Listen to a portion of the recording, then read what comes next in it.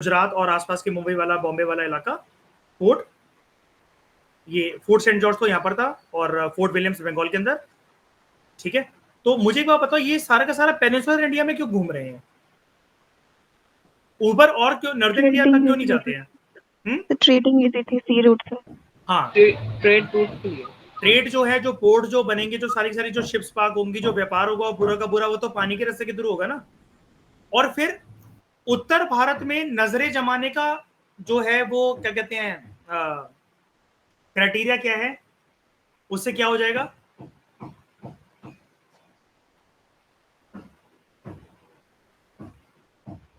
यार लड़ाई करनी पड़ेगी मुगल एम्पायर से, और अभी अपना मेन मटेरियल, पैसा, ये फालतू की चीजों में खर्च नहीं करना चाहते। मयूर, बनियों को देखा कभी लड़ते हुए?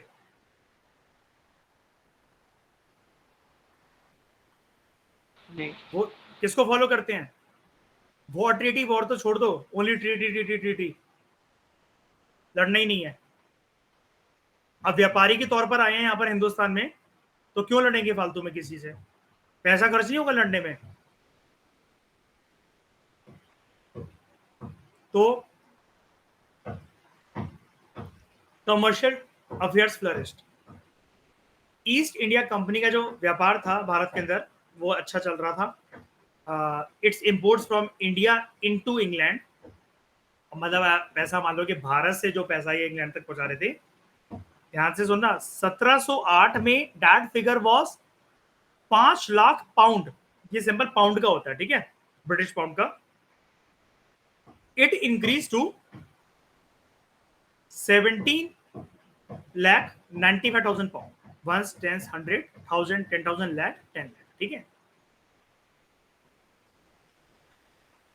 इन 1740। कितने साल में ये सपना, मतलब सपना नहीं, मतलब ये एकदम से ऑलमोस्ट डबल कर दिया इन्होंने पैसे को बचाना? 3.5 टाइम्स 30-32 सालों में, है ना। And this increase was recorded in spite of the fact कि English government forbid the use of Indian cotton and silk textiles in England. अगर ये पहुंचाने की परमिशन अगर ब्रिटिश हुकूमत अगर इनको देती, मतलब उन्होंने क्या पाबंदी लगा रखी थी कि क्या चीज नहीं आ सकती इंग्लैंड के अंदर, भारत से क्या लेकर मत आओ, सिल्क टेक्सटाइल, सिल्क के बने हुए कपड़े और कॉटन, ताकि प्रोटेक्शन मिल सके इंग्लिश टेक्सटाइल इंडस्ट्री को, and to prevent export of silver from England to India. क्यों? अगर ये चीजें खरीदेंगे, पैसा यहां से जाएगा कि नहीं जाएगा? और याद है वो राजा रानियां जो भी अलग अलग गद्दी पर बैठे अलग अलग टाइम पर, क्वीन एलिजाबेथ या जो भी आए आगे चलकर, वो गोल्ड और सिल्वर जो है वो इनको देते थे खरीदने के लिए। इनको, इनका जो चार्टर था ये बार बार रिन्यू कैसे होता रहता था? ऐसे ही ना, जब ये प्रॉफिट पिछले 20 साल के कंपैरिजन में अब इस साल और भी ज्यादा दे रहे हैं, फिर 10 साल बाद और ज्यादा दे रहे हैं, और ज्यादा दे रहे हैं, तभी तो कोई और प्राइवेट कंपनी नहीं आ सकी यहां पर, राइट। दूसरा फैक्टर,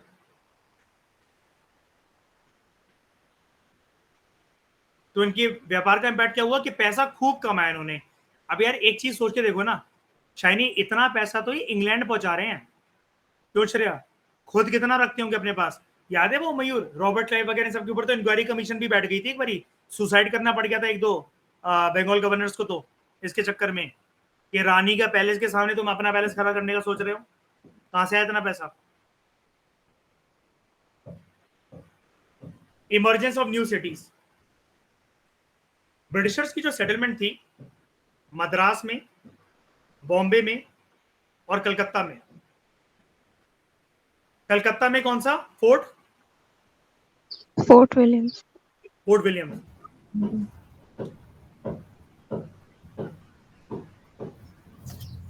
और इधर कहां पर? सेंट जॉर्ज कहां पर? मद्रास। हाँ, ये मैंने आपको बताया था ना,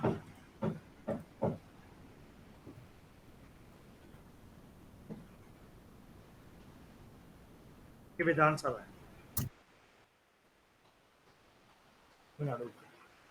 आज भी ये पोस्टर्स वगैरह ये सब फोटोज अंदर लगी हुई है, रॉबर्ट क्लाइव वगैरह इन सब की।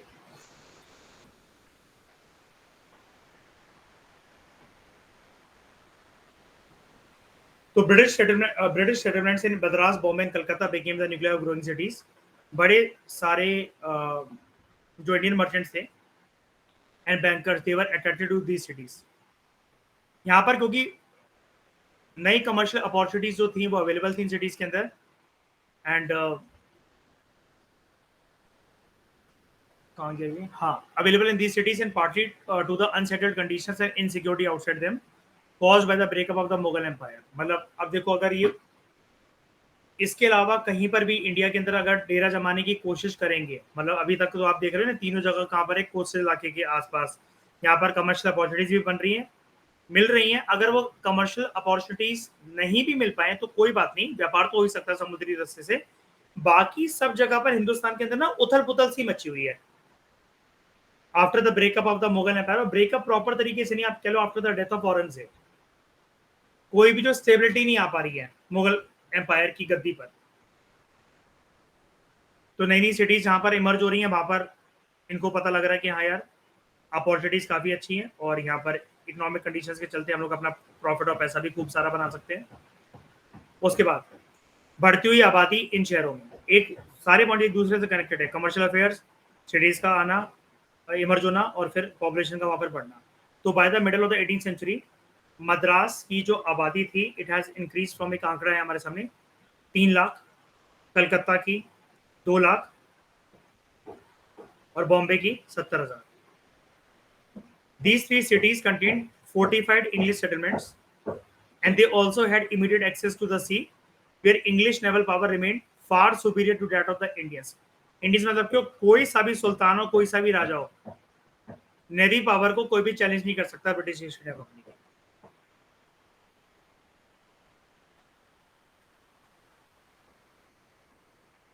फारूक सियार का एक फेमस फरमान 1715 में John Surman British East India company की साइड से थे, British of East India company Patna factory, इसकी रिस्पॉन्सिबिलिटी संभाल रहे थे पटना फैक्ट्री की। He was sent to Farrukhsiyar school. तो 1717 में क्या हुआ, फारूक सियार ने he issued a large and wide farman called Magna Carta. वैसे मैग्ना कार्टा कौन सी कंट्री के लिए यूज होती है टर्म?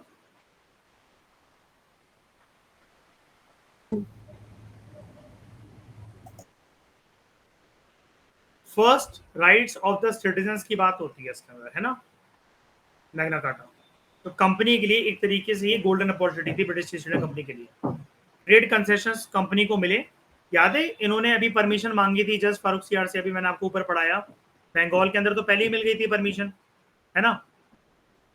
उसके अलावा इन्होंने फारूक सियार से बोला था ना कि गुजरात और डेक्कन के अंदर यार हमें परमिशन दे दो, सालाना पैसे ले लिया था हमसे, ठीक है, मिल गई वो परमिशन।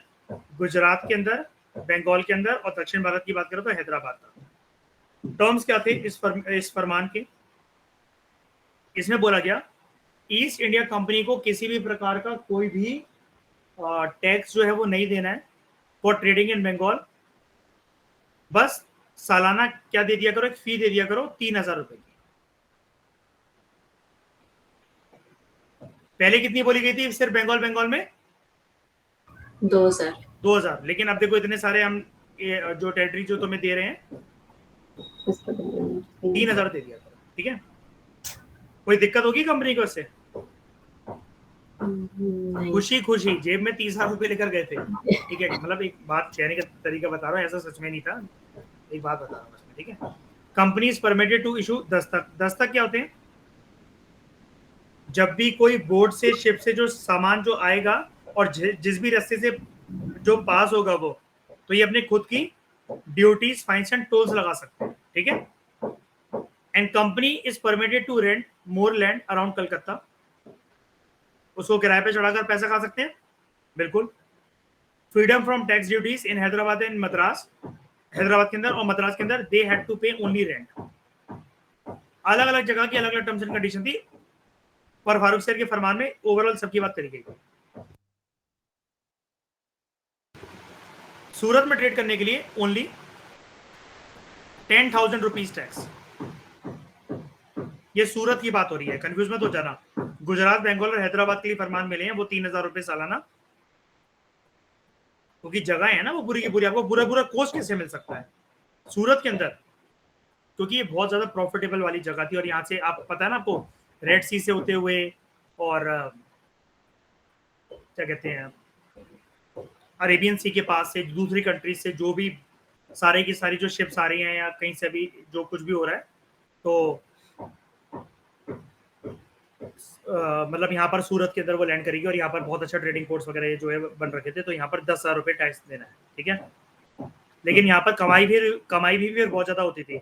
अगर आप ये सोच रहे हो कि 10,000 रुपये इतना बड़ा टैक्स, तो ये देख लो, और ये सालाना टैक्स है, ये हर महीने का नहीं है, सालाना टैक्स है, मतलब साल में एक बार देना है। तो आप ये देख लो, अगर 10,000 रुपये अगर वो ज़्यादा लग रहे हैं, तो आप ये देख लो ब्रिटिश मोनार्क को ये कितना पैसा पहुंचा रहे हैं इस टाइम तक। 17,95,000 पाउंड कुछ है इनके लिए, 10,000 रुपीज टैक्स, बिल्कुल भी नहीं।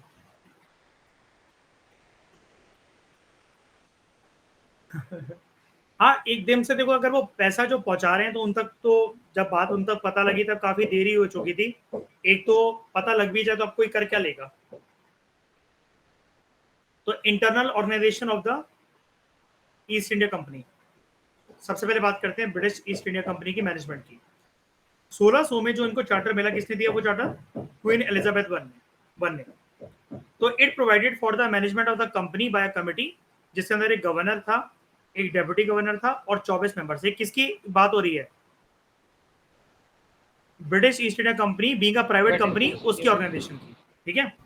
एक गवर्नर, एक डेप्यूटी गवर्नर और 24 मेंबर्स, जिनका चुनाव करा जाएगा एक जनरल बॉडी के द्वारा। याद है, मर्चेंट सपोर्ट करे थे, पैसा तो सारा इन्होंने ही लगाया था, और ये जाके बनी company. This committee later on came to be known as court of directors and its members as directors. और बाद में एक और बॉडी आई थी कोर्ट ऑफ डायरेक्टर्स के अलावा, जल्दी बताओ लक्ष्मीकांत में क्या पढ़ते हैं, जल्दी बताओ। अरे नहीं यार, बोर्ड ऑफ कंट्रोल, ठीक है। Company was granted privileges by Charles to. Charles to को क्योंकि दहेज में क्या मिल गया था? बॉम्बे। इसने कितने शादी कर ली थी? पोर्चुगीज प्रिंसेस से। नाम क्या था? कैथरीन। कैथरीन। जानना है मेरा नाम? नहीं, ठीक है। Empowering it to build forts, raise troops, make war and peace with the power of the east। और सर्वेंट्स मतलब ब्रिटिश ईस्ट इंडिया कंपनी के ऑफिसर्स को बोला जा रहा है कि तुम सारा का सारा जो मतलब कानून के दायरे के अंदर जो भी लॉ जस्टिस के जो भी मामले हैं, तुम इसको एडमिनिस्टर करोगे to all the English man and others living in the English settlements, and thus the company acquired extensive military and judicial powers. और इसके लिए एक रेगुलेटिंग एक्ट भी आया था। शानी बताओ इन सबको क्या था उस रेगुलेटिंग एक्ट का नाम? सबसे पहला कौन सा? रेगुलेटिंग एक्ट 1770 ऑफ 1773, और उसके तहत सुप्रीम कोर्ट सबसे पहला कहां पर एस्टैब्लिश हुआ था? कलकत्ता में। कलकत्ता में।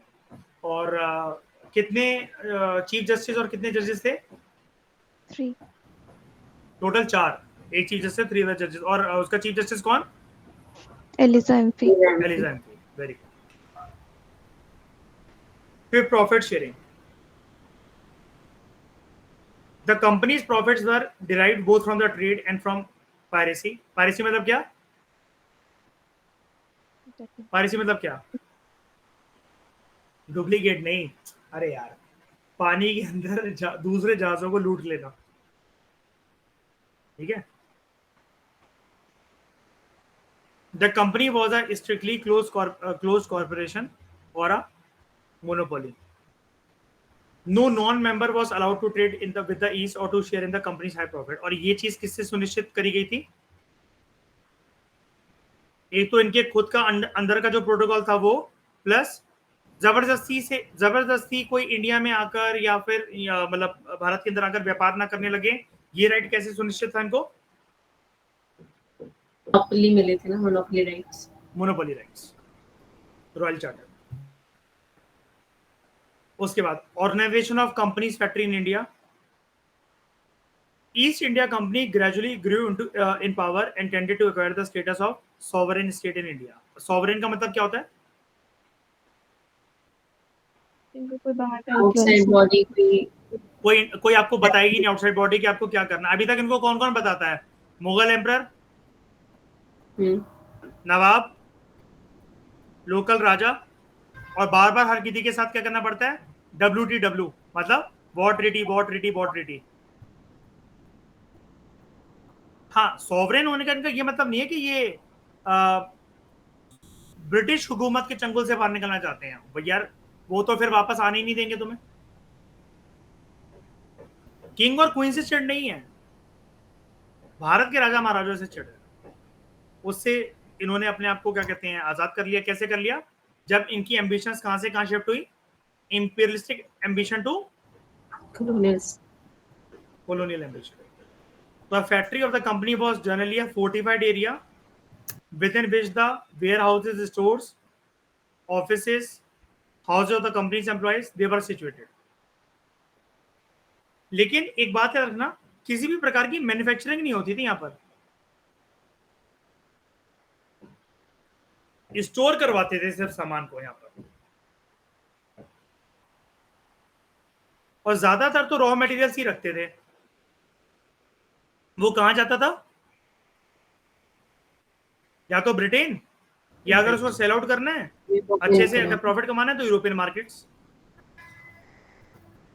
उसके बाद डिवीजन ऑफ रैंक, भूलना मत, भटकना मत, हम लोग पढ़ रहे हैं company, British East India company का इंटरनल ऑर्गेनाइजेशन, कि वो इतने ज्यादा सक्षम कैसे थे, उनके अंदर ऐसी क्या बात थी। Company servants were divided into 3 ranks, writers, factors and merchants. साथ में रहते थे, साथ में खाना खाते थे, हॉस्टल की तरह, और इस इनकी मेंटेनेंस के लिए ब्रिटिश ईस्ट इंडिया कंपनी पैसा खर्चती थी। A writer was paid 10 pounds 100 rupees a year, मतलब ये सारा देख रेख करता था कि मतलब कौन सा सामान कहाँ आ रहा है, कितना आ रहा है, लिखा पढ़ी का काम करना पूरा का पूरा, उसको राइटर बोला जा रहा है कि कितना सामान आज उतरा, कितना क्या हुआ, मतलब एक पर्ची बनाना, चिट्ठे बनाना इसका काम होता था। कितना टैक्स हमें कहाँ से लेना है, और कितना रेवेन्यू आने वाला है, पेमेंट लेट हो गई है, हमें उसको एडवांस पेमेंट करनी है, उससे एडवांस पेमेंट लेनी है, ऐसा करके। अ फैक्टर 20 to 40 पाउंड्स, मतलब मान लो कि 200 से 400 रुपए, and a merchant 40 pounds 400 rupees. इनका ऑर्डर याद रखना, ठीक है, यानी कि यहां से आपको पता लग गया होगा ना, टॉप का पर्सन कौन, मर्चेंट, फिर उसके बाद फैक्टर, फिर राइटर। क्या 1 साल,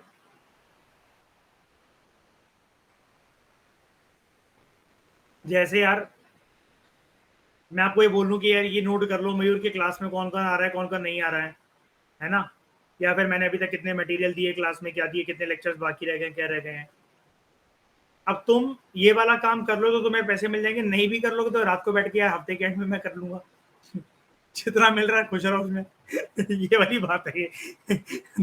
तुम मना कर दोगे कि नहीं और पैसे तो वो मैं भाई जयराम जी की कोई बात नहीं, मैं कर लूंगा।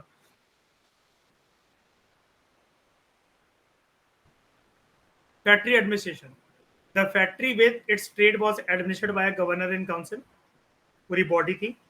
Governor was merely the president of the council and had no power apart from the council, which took decisions by a majority vote. And the council consisted of senior merchants of the company. तो ये merchants ही support करते थे ना, और ये आगे चलकर क्या बने, वही चीज, कमिटी जो थी पूरी की पूरी, कोर्ट ऑफ डायरेक्टर्स इनको चलाते थे, ठीक है। अब यहाँ पर हम इनकी कुछ रह तो नहीं, और ऊपर नहीं, अब हम इनकी टाइमलाइन देखते हैं डायरेक्टली। 1651 की बात है, company got a Farman from Shah Shuja the सूबेदार ऑफ बंगाल। 1661 में बॉम्बे किंग चार्ल्स टू को मिला दहेज के तौर पर। उन्होंने जो किंग जॉर्ज फोर्थ था, पोर्चुगल का राजा, उसकी बेटी से शादी करी थी, Catherine of Braganza. Bombay was handed over to the East India company एक लीज पर, कि हर साल 10 पाउंड दे देना, ऐसा बोला किंग चार्ल्स टू ने। In return king Charles to got a 50,000 pounds loan eight 6% rate of interest from the company. ये वाली बात इंपॉर्टेंट नहीं है, इसको इसके पीछे मत जाना, आप एक पाउंड वाली बात याद रखो, ठीक है।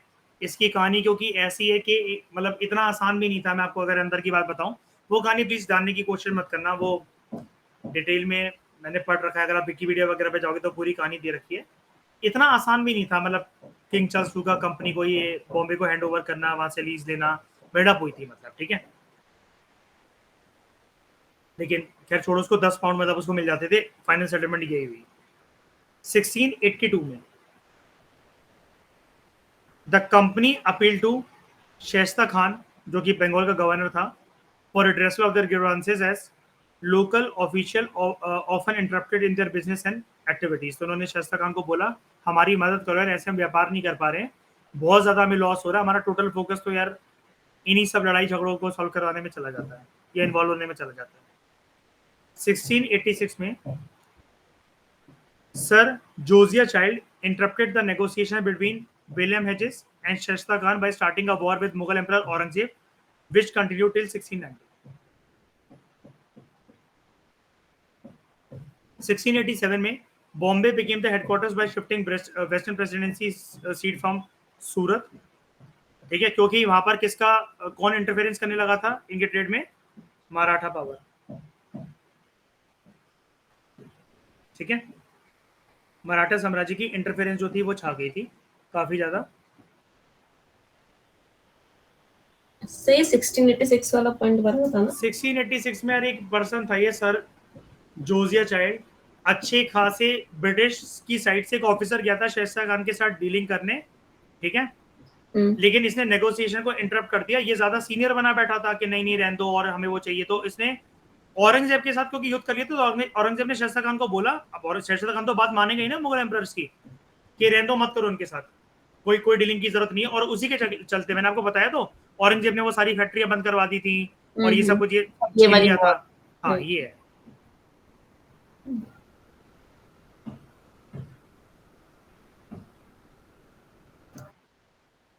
$1690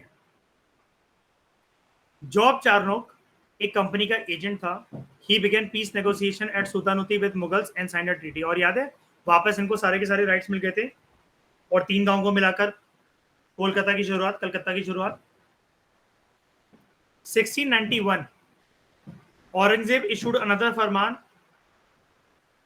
ईस्ट इंडिया कंपनी के लिए, ड्यूटी फ्री ट्रेड्स उसको करने थे और 300 रुपीज एनुअल फीस उनको देनी थी।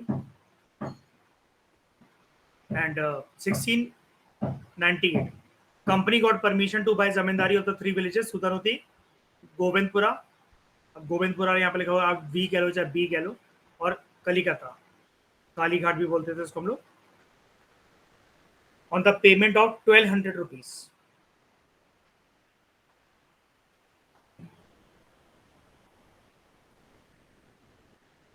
ऐसे कर अच्छा ये टॉपिक में कंफ्यूज मत होना है, पूरी ब्रिटिशर्स की जर्नी नहीं बता रखी आपको, बंगाल का दबदबा बता रखा है। बंगाल इनके लिए मेन सेंटर था ना, इनके प्राण निकलते थे ना बंगाल के लिए। ऐसा क्यों? देखो समुद्री व्यापार तो तीनों जगह से होता था, मुंबई से भी, मद्रास से भी और बंगाल से भी होता था। लेकिन बंगाल को लेकर इतना उतावलापन क्यों?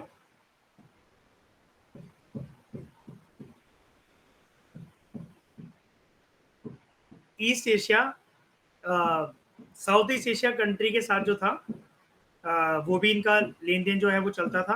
हालांकि वो आगे चलकर बाद में बंद हो गया था कि जब इंडोनेशिया वगैरह को इन्होंने बोल दिया था। देखो वैसे तो पूरे साउथ ईस्ट एशिया को नहीं बोला, इंडोनेशिया किसको दे दिया गया था, स्पाइस आइलैंड्स और उन सब के लिए, मतलब स्पाइस के व्यापार के लिए दस को। लेकिन बंगाल इनके लिए फिर भी काफी इंपॉर्टेंट रहता था, ठीक है। उसके बाद initial years of East India company, यहां पर आपको प्रॉपर तरीके से टाइमलाइन देखने को मिलेगी। शुरू में ब्रिटिशर्स को क्या लगता था, मैं यूके की बात कर रहा हूं, ब्रिटेन की बात कर रहा हूं, ब्रिटिशर्स को क्या लगता था कि स्पेन की नेवल पावर को हराना इतना आसान भी नहीं है उनके लिए, है ना। स्पेन की नेवल पावर को हराना इतना आसान नहीं है। लेकिन जब उन्होंने स्पेनिश आर्मी को हराया, ठीक है, तब उनको कॉन्फिडेंस आया कि हाँ they can venture into the sea, go to orientalist countries like India, and वहां पर जाकर वो अपनी हुकूमत को है वो आराम से बढ़ा सकते हैं। 1599 में एन इंग्लिश एसोसिएशन और company to trade with the east was form, मतलब वही जैसे प्राइवेट मर्चेंट्स वगैरह ने इनको सपोर्ट दिया। पहले उसको बोला गया merchant adventurers and company was popularly known as East India company. साल 1600 में चार्टर इशू करा गया क्वीन एलिजाबेथ वन के द्वारा, यहाँ पर पूरा नाम दे रखा आपको, देखो Queen Elizabeth one, which gave company monopoly to trade in the East Indies for 15 years. शुरू में कितना मिला? 15 साल के लिए। 1609 में विलियम हॉकिंस जहांगीर की कोर्ट में आता है, दरबार में आता है, लेकिन उसको परमिशन नहीं मिल पाती है। पहले तो उसको जहांगीर इंप्रेस होकर बड़े सारे मनसब और जागीर जो दे देता है, लेकिन बाद में पोर्चुगीज के कहने से उसको कहाँ से निकाल के फेंक दिया गया था? कौन सी जगह थी वो? अरे आगरा। 1611 में in south India its first factory was established in Masulipatnam. 1613 में first factory of the East India company was established at Surat. Overall first factory Surat, south India के अंदर मसूलीपट्टनम, ठीक है, कंफ्यूज मत होना। 1632 में company got the golden former from the sultan of Golconda. 1633 में factory in East India was established in Balasore, Odisha. 1639 में company got the lease of Madras from local king. 1651 में company was given permission to trade in Bengal.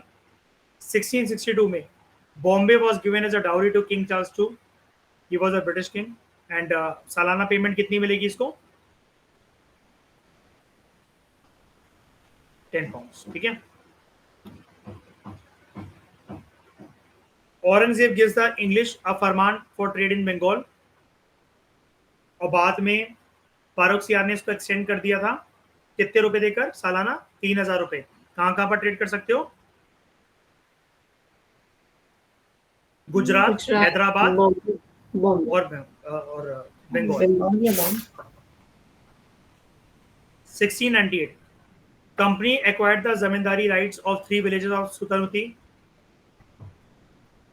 कलीकाट और गोविंदपुर, जहां पर उन्होंने fort Williams को build करा अपनी फैक्ट्री को, ठीक है।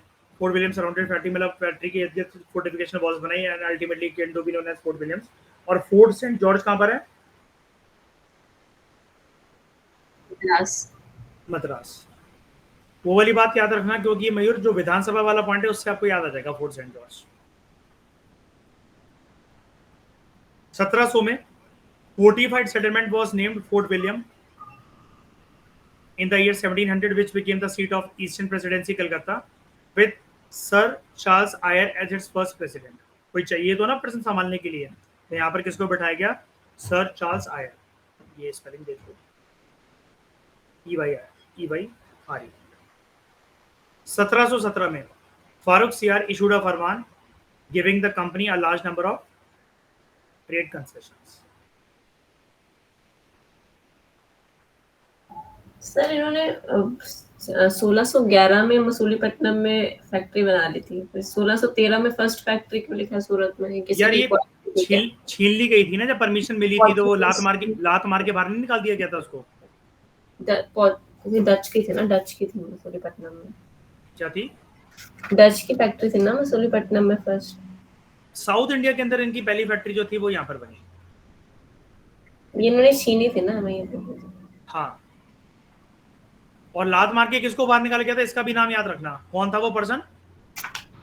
William, captain William Hawkins.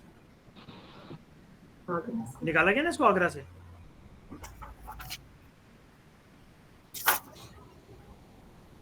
फिर सर थॉमस रो आता है।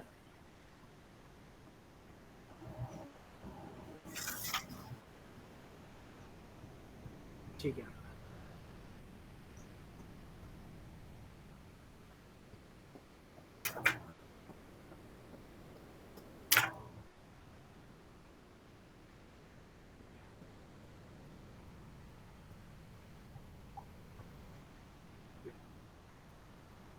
अगली पावर हमारी है फ्रेंच ईस्ट इंडिया कंपनी, इसको हम देखेंगे नेक्स्ट लेक्चर में। Thank you very much for discussion.